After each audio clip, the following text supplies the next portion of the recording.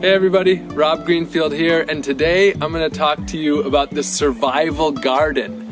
What I mean by that is a garden where you don't have to go to the grocery stores or the restaurants, and you can live off of this. It can produce your calories, it can produce your nutrients, and at the very least it can get you through weeks or months of not having to go to the grocery store. So this is the survival garden.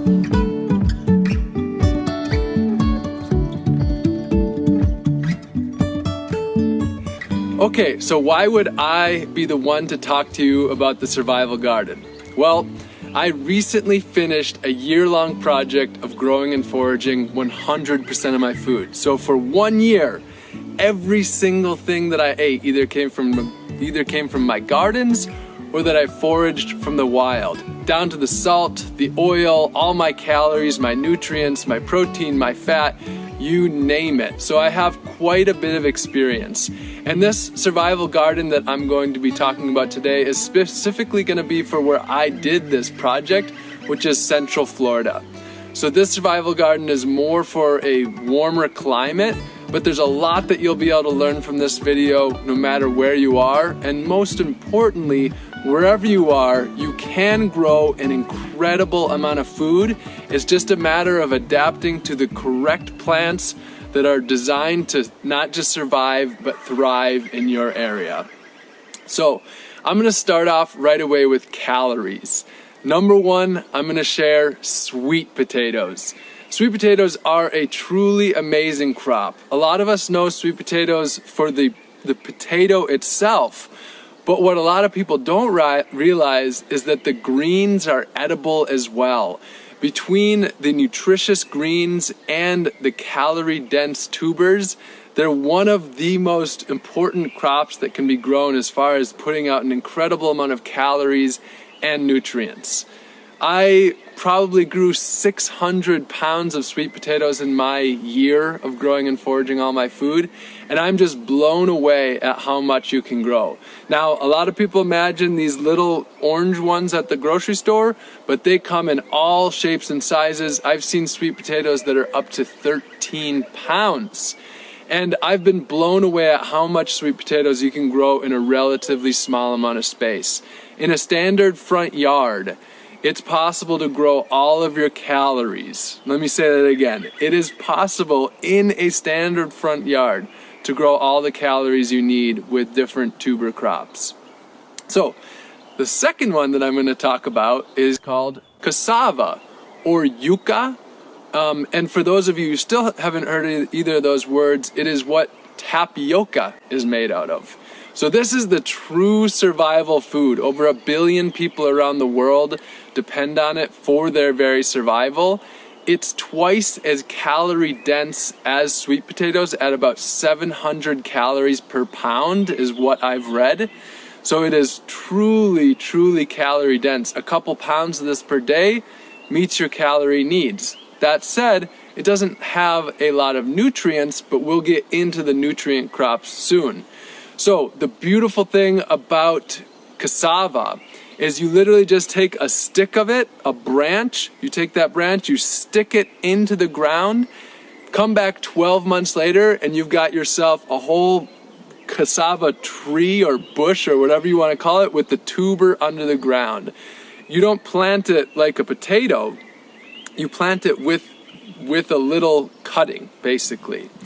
And you can actually eat the leaves as well. Now, cassava or yucca has cyanide in it, but a lot of foods have cyanide in it, and it's just a matter of cooking it the right way. Again, 1 billion people live on this around the world, so you just have to cook it. So that's yucca or cassava. One plant can put out 10, 20 pounds of tubers from one plant. And the average one that I've gotten in Central Florida is probably around 5 to 10 pounds of tubers. So that is cassava or yucca, that's number 2. Number 3 is another really, really great tuber, another calorie-dense crop, and that is yams. The genus and species that I've worked with is Dioscorea alata, if that's how you pronounce it. And in Florida, this has actually become invasive. It is made out of cultivation. I believe it's originally from Asia, possibly Africa too. And it's a commonly grown crop for many people around the world. Now, when I say yam, a lot of people think of the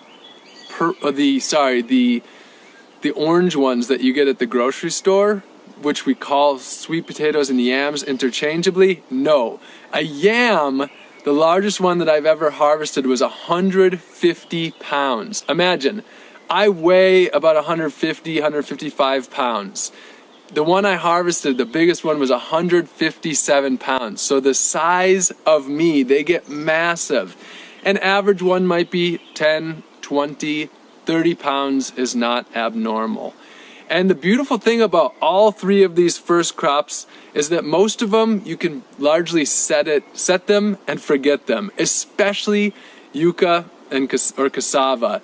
Those are drought tolerant, they don't need a lot of nutrients, and 12 months later you come back and you can have a whole survival garden. You can do your fence around your property all with yucca and yams and just have a living fence of serious calories to be able to come back to when it's needed or just when it's desired. But back to the big yam. The average one, 10, 20, 30 pounds. They're delicious. I actually prefer them over potatoes, and they are a vining species. Not an edible leaf. Unlike the yucca and the sweet potato, both of those have edible leaves, but this is just another beautiful calorie crop. Now, another calorie crop that I want to mention is potatoes. The crops that I'm talking about are a little bit more for the warmer climates, although sweet potato is something that's grown throughout. But potatoes are a standard that can be grown all across many climates. It's not one that I have a lot of experience with. I have grown it in Florida, but that is a really wonderful crop that you can grow in huge volumes as your calorie. So those are 4 calorie crops. And the next one I want to get into is indeed a calorie, but it's also a delicious fruit and a favorite food of many people around the world, and that is bananas. And I'm also going to talk about plantains. Bananas are a true survival food. You can take bananas, by the way, you don't plant them from seeds. You plant them from a pup, which is basically a small plant. How bananas work is they send up babies or pups, little shoots out the sides, and you can get, if there's a huge stand of bananas, you can just dig one of those up with part of the corm, plant it in a few years, and in a few years' time you can have a whole stand of bananas.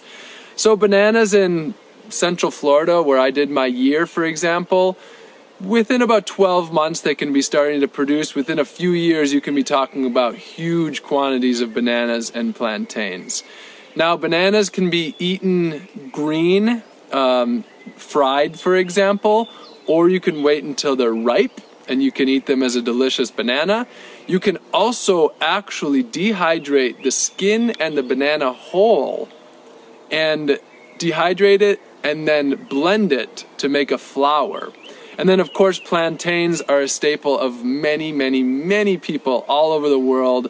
Those can be eaten ripe as a delicious sweeter flavor, or they can be eaten savory when they are still green. So that is the banana. You can grow hundreds and hundreds of pounds of bananas. You can start it with something that you can get for $10 or $20 or for free. The next one that I want to go into is papaya. And papaya is extremely versatile. Papaya is a tree, but it's not your typical tree. They will last generally about, at maximum, 7 years. 3 to 5 years might be pretty normal. And they're a very soft tree. You could basically push them over. You can cut down the papaya tree just with the one swipe of a machete. But the fruit is a beautiful fruit, and it's very versatile. So of course you can wait until it's ripe, and then it's a nice sweet orange, Or you can eat it while it's green, more as a vegetable. And I make sort of like a sauerkraut with it, a papaya kraut, by fermenting it. And then people all over the world use it green as a vegetable, whether pickled or sauteed or raw.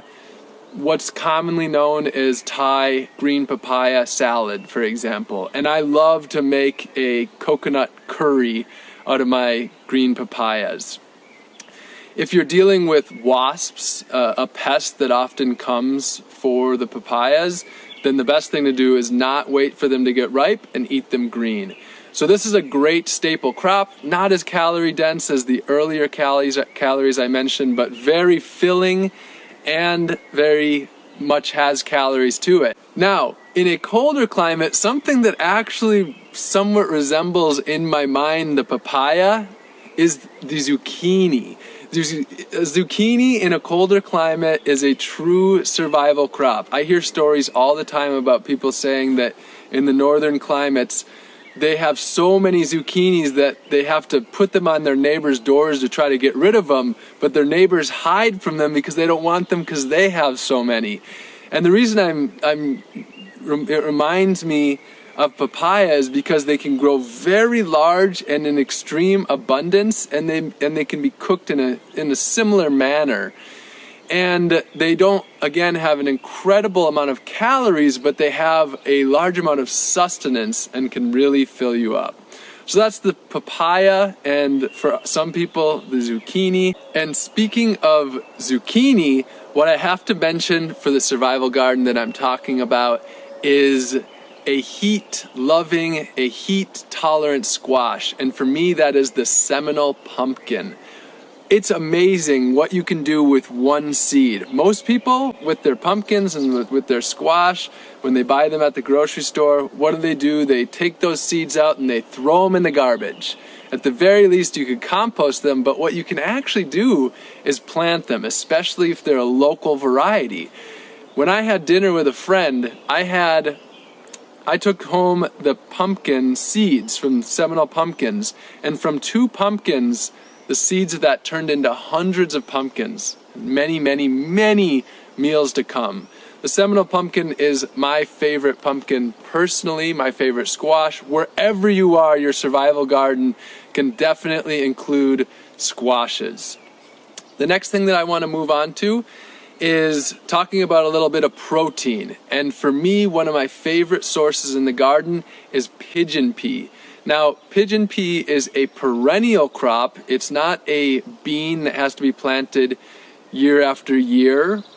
It's actually a tree that will continue to put out pigeon peas, and sometimes multiple times per year, and even throughout the year. They're a truly delicious, they're called gandules. They're very popular in Puerto Rico and other parts of the Caribbean, other parts of Latin America as well, and they are truly, truly delicious. I've eaten a large amount of them and have never once got sick from them at all. And in fact, my friend and I actually even made tempeh from them. So there's a lot that can be done with them. So that is pigeon peas, and along those lines, the next one I want to talk about is ground cover beans or peas. And for me, my favorite one is the southern peas. Now, there's many types of southern peas. You've probably heard of black-eyed peas, for example. There's many different types of these, and I don't know the names of all of them, but we're talking about spreading the seed on the ground. It creates a wonderful ground cover, and it produces a lot of healthy food. It can also be used as a cover crop and as a nitrogen fixer to add nitrogen to your garden. Now, these can be eaten fresh, or they can be left to dry on the vines, harvested once they're dry, and they can be stored. And the same goes for the pigeon peas as well. So talking about survival, these are foods that when dried, you can have these lasting in your pantry for years. And that's an important part about this, is storage. Now, in the warmer climates like Florida, for example, you can grow food year-round. In the northern climates, the key to success with the survival garden is producing as much food as you can during that window of time that you have, and then preserving it for the fall. Now, for all the people out there who are saying, oh, you can only do this in Florida, I have to say, the most extreme abundance that I've ever seen was in the fall in places like northern Wisconsin, where I'm from.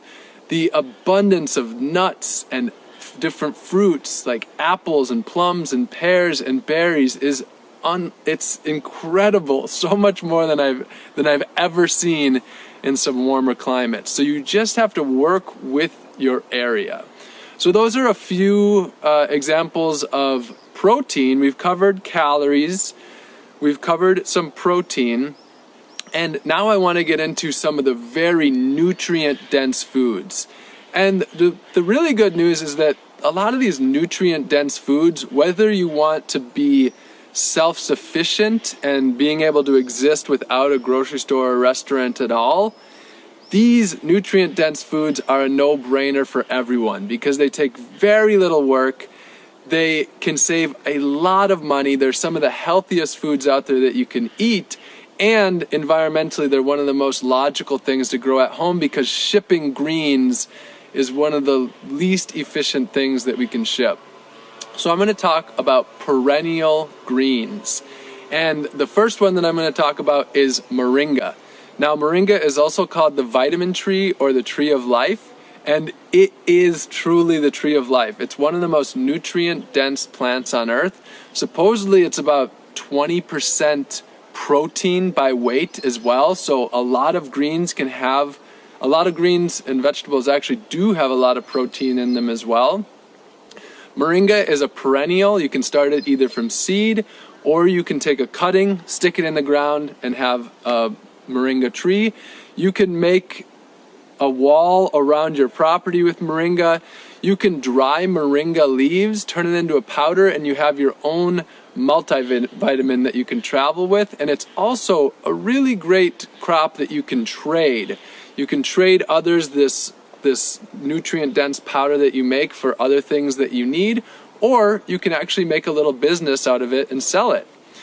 The next green that I want to talk about is katuk. Katuk is another perennial green, and by perennial what I mean is you plant it and it produces year after year after year.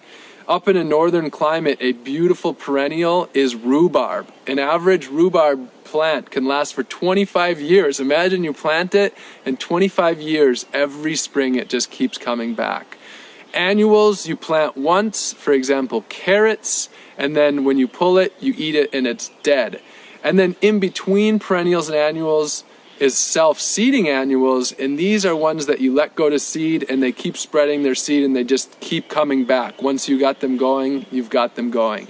So in the survival garden, I highly recommend working with perennials and self-seeding annuals as much as possible. So I mentioned katuk, and the next one that I want to talk about is chaya. Chaya is an ancient food. It's been eaten for thousands of years. I don't remember if it's the Mayans or the Aztecs or possibly both that have had it as a staple part of their diet. It is also called tree spinach and very calorie dense. This one also has to be cooked because it has cyanide in it, just like I mentioned with the cassava or the yucca. But again, it's just a matter of preparing food right. All things have to be prepared right, whether it's coffee or chocolate or the way you're producing your beverages like beer and wine. Once you start to connect with your food, you see that there is a process, a way of doing things. But chaya is a beautiful one. This is one where you can literally just take a stick of it, put it in the ground, and after you have a few trees of chaya, you can be spreading chaya to your entire neighborhood. Another one that's very drought tolerant. And with the survival garden, the key is planting things that are very, very tough, that don't need to be consistently watered, that don't need a lot of nutrients, that don't have too many pests. And all of these things apply generally to perennials over annuals. So the survival garden is one that you can walk away from, and for 3 months later you come back and your food isn't gone, you have more food than when you left. So that is chaya.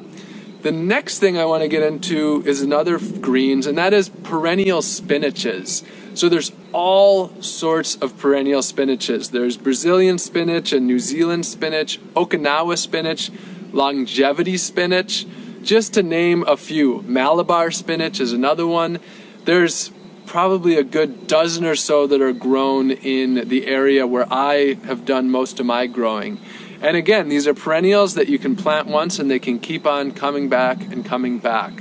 So with those perennial spinaches and the chaya, the cassava leaves, the katuk and the moringa, that right there is quite a bit of diversity in itself. So there is a saying, and that is, let thy food be thy medicine, and let thy medicine be thy food. Now, in 2020, that is, let your food be your medicine, and let your medicine be your food. Pretty basic. Now, the beautiful thing is that, yes, our food is our medicine, but there are some especially medicinal plants that we can grow to really give ourselves that important immune boost and to really just take care of ourselves. I'm talking about holistic medicine, holistic healthcare, taking into account everything that we're doing, our food, our water, the way we move our body, the way we live our lives. But we can grow a lot of our own medicine. The number one that I recommend in this survival garden is turmeric and ginger.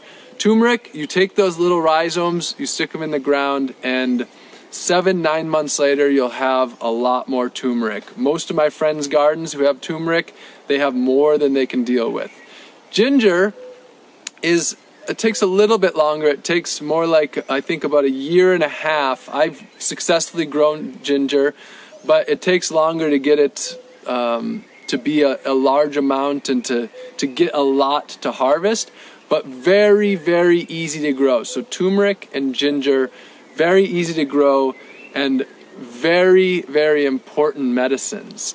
There's many different medicines. One that I recommend growing is elderberry. And along with honey that you can get from your bees, you can make elderberry syrup, and this is one of the most incredible natural medicines that prevents cold and flu. I like to take a spoonful of my elderberry syrup every single day. It's one of my favorite things, and it's also an extremely delicious treat. So I've covered calories, I've covered some protein, and I've covered greens as nutrients.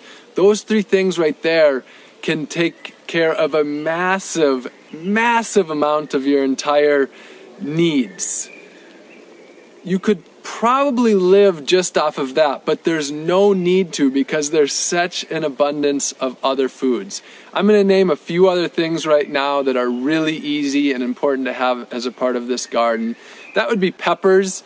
I grew serrano peppers starting from one seed from a pepper from my friend's garden. I, for 1.5 years, had a serrano pepper plant that put out well over 1,000 peppers. Wherever you are, there are peppers that will survive and thrive. Peppers are a great part of any garden. And then herbs. Herbs to add flavor to your food. Living off of your garden does not in any way mean not eating delicious, delicious food. And in fact, it's often far more delicious. So some of the absolute survival herbs that I've grown, that would be Cuban oregano, grows like crazy. It's a huge oregano leaf.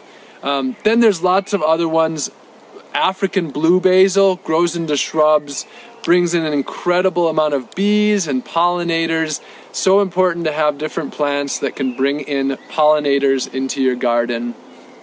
And herbs are one of the easiest things to grow. You have cilantro and basil and dill, just to name a few. Herbs are a very easy beginner plant too. If you're just getting started, herbs are a really great place to start. I'm going to mention just 2 more, even though there's so many more plants that I would love to talk about. But a truly amazing one is daikon radish. We're talking about a radish that can get this big, that can become self-seeding, that's coming back, that creates a great ground cover, that can be chop and dropped. And You can ferment this and make a wonderful radish kraut, or mix it in with your different krauts. It is it's delicious. It adds a lot of value to meals, and you can just produce incredible amount of quantities with it. That's the daikon radish. Wherever you are, radishes can be a part of your game, and radishes are one of the fastest foods to grow. You can get them in about 30 days. Now, a garden could be complete without tomatoes, but tomatoes add such an incredible value to life. Where I did my survival garden, that would be the Everglades tomato. In really hot climates, it's often the very small tomatoes that you want to work with, not the really big ones. But in northern climates, you can produce so much tomatoes that you could not possibly eat them. So tomatoes are just a beautiful thing to have in the garden. And then one last thing that I'm going to mention, and that is garlic or onions. Really adds an incredible amount of flavor. Garlic is also a great antimicrobial and antibacterial, a really important one for fighting off sicknesses. In Central Florida, my big ones would be garlic chives and then society garlic. These are perennials that do really well. I also grew garlic. That's harder in the southern climates, but I did it successfully. But in the northern climates, garlic is an easy one. So that is my survival garden. I've covered your calories, your protein, your greens. There are more things than that. However, if you have just this going and you work with the perennials over the annuals, we're talking about almost never having to take a trip to the grocery store. This is my tips, especially focused on a warmer climate. In future videos, I will have some that are specifically focused on colder climates. So make sure you come back and tune in for that. And if you got a lot out of this video and you found it to be really useful, then definitely I encourage you to subscribe to this channel. And if you have questions or comments, put them below. Hit that like button to make this get out into the world so people can see that it is possible to live without grocery stores and without restaurants, and live in a way where we are working with the earth rather than against it, and where we can live happily and healthfully with food sovereignty right in our own communities. Love you all very much. See you soon.